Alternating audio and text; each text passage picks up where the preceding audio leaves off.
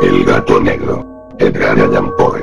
Desde la infancia me destaqué por la docilidad y bondad de mi carácter. La ternura que abrigaba mi corazón era tan grande que llegaba a convertirme en objeto de burla para mis compañeros.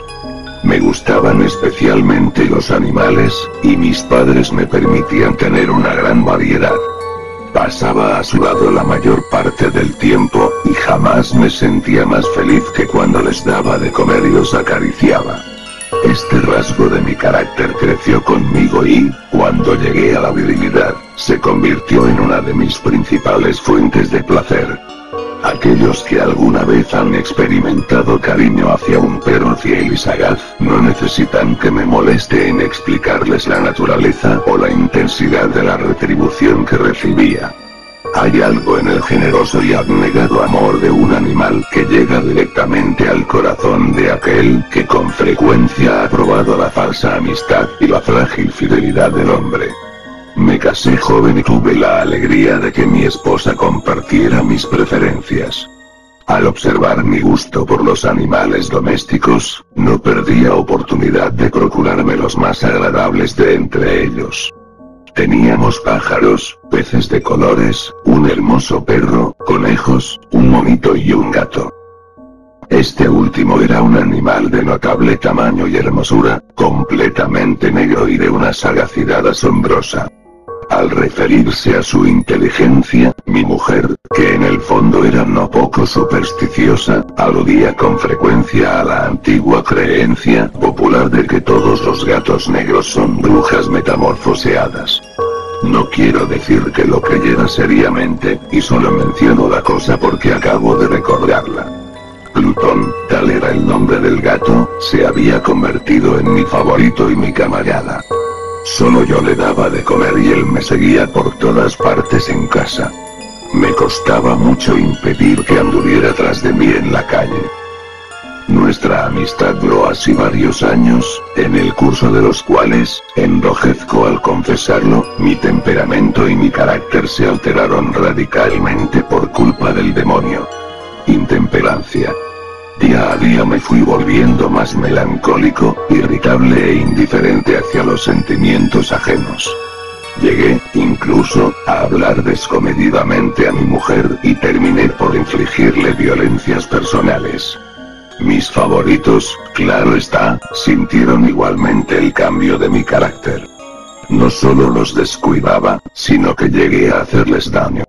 Hacia Plutón, sin embargo, conservé suficiente consideración como para abstenerme de maltratarlo, cosa que hacía con los conejos, el mono y hasta el perro cuando, por casualidad o movidos por el afecto, se cruzaban en mi camino. Mi enfermedad, empero, se agravaba, pues, ¿qué enfermedad es comparable el alcohol?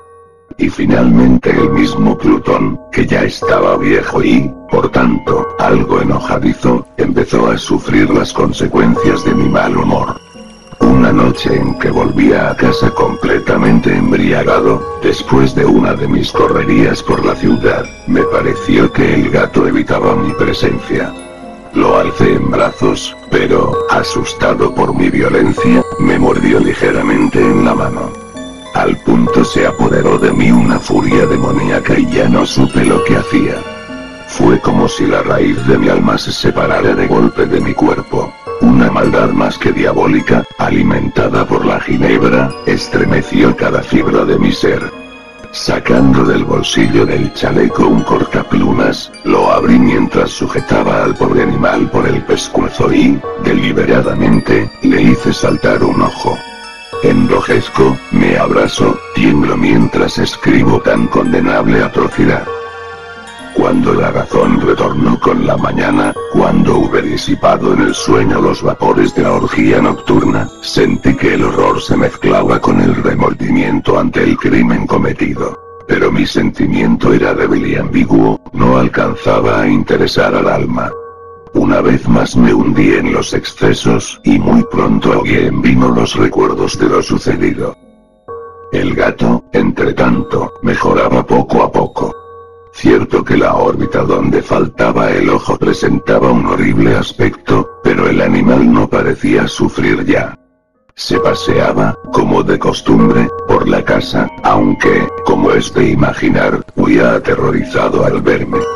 Me quedaba aún bastante de mi antigua manera de ser para sentirme agraviado por la evidente antipatía de un animal que alguna vez me había querido tanto. Pero ese sentimiento no tardó en ceder paso a la irritación. Y entonces, para mi caída final e irrevocable, se presentó el espíritu de la perversidad. La filosofía no tiene en cuenta a este espíritu. Y, sin embargo, tan seguro estoy de que mi alma existe como de que la perversidad es uno de los impulsos primordiales del corazón humano, una de las facultades primarias indivisibles, uno de esos sentimientos que dirigen el carácter del hombre. ¿Quién no se ha sorprendido a sí mismo 100 veces en momentos en que cometía una acción tonta o malvada por la simple razón de que no debía cometerla? ¿No hay en nosotros una tendencia permanente, que enfrenta descaradamente al buen sentido, una tendencia a transgredir lo que constituye la ley por el solo hecho de serlo? Este espíritu de perversidad se presentó, como he dicho, en mi caída final. Y el insondable anhelo que tenía mi alma de vejarse a sí misma, de violentar su propia naturaleza, de hacer mal por el mal mismo, me incitó a continuar y, finalmente, a consumar el suplicio que había infligido a la inocente bestia. Una mañana, obrando a sangre fría, le pasé un lazo por el pescuezo y lo ahorqué en la rama de un árbol. Lo ahorqué mientras las lágrimas manaban de mis ojos y el más amargo remordimiento me apretaba el corazón. Lo ahorqué porque recordaba que me había querido y porque estaba seguro de que no me había dado motivo para matarlo. Lo ahorqué porque sabía que, al hacerlo, cometía un pecado mortal que comprometería mi alma hasta llevarla, si ello fuera posible, más allá del alcance de la infinita misericordia del Dios más misericordioso y más terrible. La noche de aquel mismo día en que cometí tan cruel acción me despertaron gritos de incendio. Las cortinas de mi cama eran una llama viva y toda la casa estaba ardiendo. Con gran dificultad pudimos escapar de la conflagración mi mujer, un sirviente y yo. Todo quedó destruido. Mis bienes terrenales se perdieron y desde ese momento tuve que resignarme a la desesperanza. No incurriré en la debilidad de establecer una relación de causa y efecto entre el desastre y mi criminal acción. Pero estoy detallando una cadena de hechos y no quiero dejar ningún eslabón incompleto. Al día siguiente del incendio acudí a visitar las ruinas. Salvo una, las paredes se habían desplomado. La que quedaba en pie era un tabique divisorio de poco espesor, situado en el centro de la casa, y contra el cual se apoyaba antes la cabecera de mi lecho. El enlucido había quedado a salvo de la acción del fuego, cosa que atribuía a su reciente aplicación. Una densa muchedumbre habíase reunido frente a la pared, y varias personas parecían examinar parte de la misma con gran atención y detalle. Las palabras extraño, curioso y otras similares excitaron mi curiosidad. Al aproximarme vi que en la blanca superficie, grabada como un bajo relieve, aparecía la imagen de un gigantesco gato. El contorno tenía una nitidez verdaderamente maravillosa. Había una soga alrededor del pescuezo del animal. Al descubrir esta aparición, ya que no podía considerarla otra cosa, me sentí dominado por el asombro y el terror. Pero la reflexión vino luego en mi ayuda. Recordé que había ahorcado al gato en un jardín contiguo a la casa. Al producirse la alarma del incendio, la multitud había invadido inmediatamente el jardín. Alguien debió de cortar la soga y tirar al gato en mi habitación por la ventana abierta. Sin duda, habían tratado de despertarme en esa forma. Probablemente la caída de las paredes comprimió a la víctima de mi crueldad contra el enlucido recién aplicado, cuya cal, junto con la acción de las llamas y el amoníaco del cadáver, produjo la imagen que acababa de ver. si bien en esta forma quedó satisfecha mi razón, ya que no mi conciencia, sobre el extraño episodio, lo ocurrido impresionó profundamente mi imaginación. Durante muchos meses no pude librarme del fantasma del gato, y en todo ese tiempo dominó mi espíritu un sentimiento informe que se parecía, sin serlo, al remordimiento. Llegué al punto de lamentar la pérdida del animal y buscar, en los viles antros que habitualmente frecuentaba, algún otro de la misma especie y apariencia que pudiera ocupar su lugar. Una noche en que, borracho a medias, me hallaba en una taberna más que infame, reclamó mi atención algo negro posado sobre uno de los enormes toneles de ginebra que constituían el principal molaje del lugar. Durante algunos minutos había estado mirando dicho tonel y me sorprendió no haber advertido antes la presencia de la mancha negra en lo alto. Me aproximé y la toqué con la mano. Era un gato negro muy grande, tan grande como Plutón y absolutamente igual a este, salvo un detalle. Plutón no tenía el menor pelo blanco en el cuerpo, mientras este gato mostraba una vasta aunque indefinida mancha blanca, que le cubría casi todo el pecho. Al sentirse acariciado se enderezó prontamente, ronroneando con fuerza, se frotó contra mi mano y pareció encantado de mis atenciones. Acababa, pues, de encontrar el animal que precisamente andaba buscando. De inmediato, propuse su compra al tabernero, pero me contestó que el animal no era suyo y que jamás lo había visto antes ni sabía nada de él. Continué acariciando al gato y, cuando me disponía a volver a casa, el animal pareció dispuesto a acompañarme.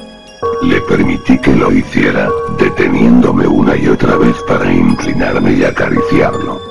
Cuando estuvo en casa, se acostumbró a ella de inmediato y se convirtió en el gran favorito de mi mujer. Por mi parte, pronto sentí nacer en mí una antipatía hacia aquel animal. Era exactamente lo contrario de lo que había anticipado, pero, sin que pueda decir cómo ni por qué, su marcado cariño por mí me disgustaba y me fatigaba.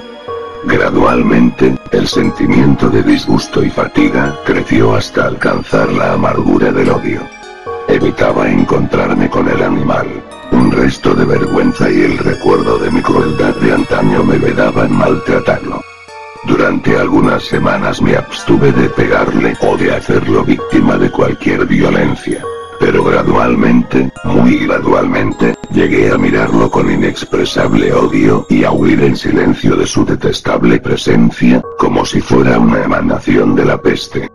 Lo que, sin duda, contribuyó a aumentar mi odio fue descubrir, a la mañana siguiente de haberlo traído a casa, que aquel gato, igual que Plutón, era muerto. Esta circunstancia fue precisamente la que lo hizo más grato a mi mujer, quien, como ya dije, poseía en alto grado esos sentimientos humanitarios que alguna vez habían sido mi rasgo distintivo y la fuente de mis placeres más simples y más puros. El cariño del gato por mí parecía aumentar en el mismo grado que mi aversión. Seguía mis pasos con una pertinencia que me costaría hacer entender al lector. Donde quiera que me sentara venía a ovillarse bajo mi silla o saltaba a mis rodillas, prodigándome sus odiosas caricias. Si echaba a caminar, se metía entre mis pies, amenazando con hacerme caer, o bien clavaba sus largas y afiladas uñas en mis ropas, para poder trepar hasta mi pecho. En esos momentos, aunque ansiaba aniquilarlo de un solo golpe, me sentía paralizado por el recuerdo de mi primer crimen, pero sobre todo, quiero confesarlo ahora mismo, por un espantoso temor al animal. Aquel temor no era precisamente miedo de un mal físico y, sin embargo, me sería imposible definirlo de otra manera. Me siento casi avergonzado de reconocer, sí, aún en esta celda de criminales, me siento casi avergonzado de reconocer que el terror, el espanto que aquel animal me inspiraba, era intensificado por una de las más insensatas quimeras que sería dado concebir. Más de una vez mi mujer me había llamado la atención sobre la forma de la mancha blanca de la cual ya he hablado, y que constituía la única diferencia entre el extraño animal y el que yo había matado. El lector recordará que esta mancha, aunque grande, me había parecido al principio de forma indefinida. Pero gradualmente, de manera tan imperceptible que mi razón luchó durante largo tiempo por rechazarla como fantástica, la mancha fue asumiendo un contorno de rigurosa precisión. Representaba ahora algo que me estremezco al nombrar, y por ello odiaba, temía y hubiera querido librarme del monstruo si hubiese sido capaz de atreverme. Representaba, digo, la imagen de una cosa atroz, siniestra, la imagen del patíbulo. Oh lúgubre y terrible máquina del horror y del crimen, de la agonía y de la muerte. Me sentí entonces más miserable que todas las miserias humanas. Pensar que una bestia, cuyo semejante había yo destruido desdeñosamente, una bestia era capaz de producir tan insoportable angustia en un hombre creado a imagen y semejanza de Dios. Ay, ni de día ni de noche pude ya gozar de la bendición del reposo. De día, aquella criatura no me dejaba un instante solo. De noche, despertaba hora a hora de los más horrorosos sueños, para sentir el ardiente aliento de la cosa en mi rostro y su terrible peso, pesadilla encarnada de la que no me era posible desprenderme, apoyado eternamente sobre mi corazón. Bajo el agobio de tormentos semejantes, sucumbió en mí lo poco que me quedaba de bueno. Solo los malos pensamientos disfrutaban ya de mi intimidad. Los más tenebrosos, los más perversos pensamientos. La melancolía habitual de mi humor creció hasta convertirse en aborrecimiento de todo lo que me rodeaba y de la entera humanidad. Y mi pobre mujer, que de nada se quejaba, llegó a ser la habitual y paciente víctima de los repentinos y frecuentes arrebatos de ciega cólera a que me abandonaba. Cierto día, para cumplir una tarea doméstica, me acompañó al sótano de la vieja casa donde nuestra pobreza nos obligaba a vivir.